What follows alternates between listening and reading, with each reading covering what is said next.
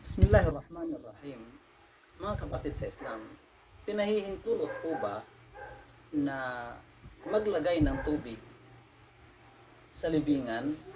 Ibig sabihin ay itong pagbuhos or pagwisik ng tubig sa kubba ng libingan, pinahihintulot po ba ito sa Islam? At bakit ito ginawa ni Propeta Muhammad sallallahu alaihi wasallam? Opo, ginawa po ito ni Propeta Muhammad sallallahu alaihi wasallam sa kanyang anak nung namatay ito, mga kapatid, no?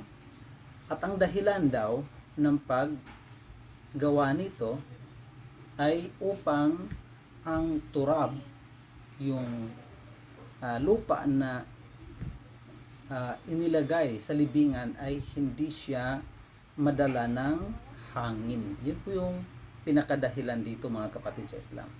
Nabanggit ni Sheikh Zakaria Al-Ansari rahimahullah, yustahabbu an yurasha al-qabru bil ma'i lialla yansifahu riyah wa li'annahu sallallahu alaihi wasallam fa'ala dhalika biqabri ibnihi, rawahu Syafi'i, intaha min Asnal Matalib.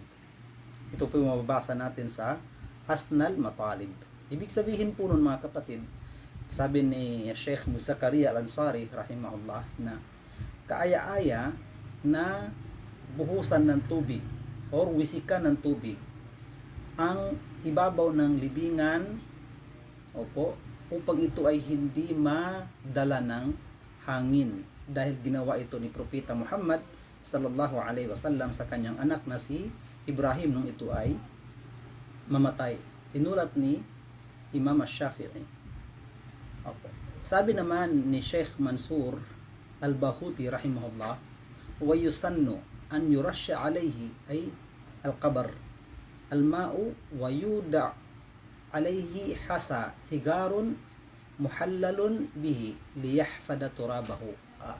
Sabi niya, sunna na basain ng tubig yung ibabaw ng libingan. Bakit?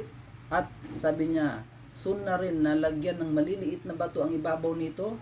Bakit? Upang mapanatili, mapangalagaan ang lupa na lupa na yung bang itinakip or nilagay sa libingan.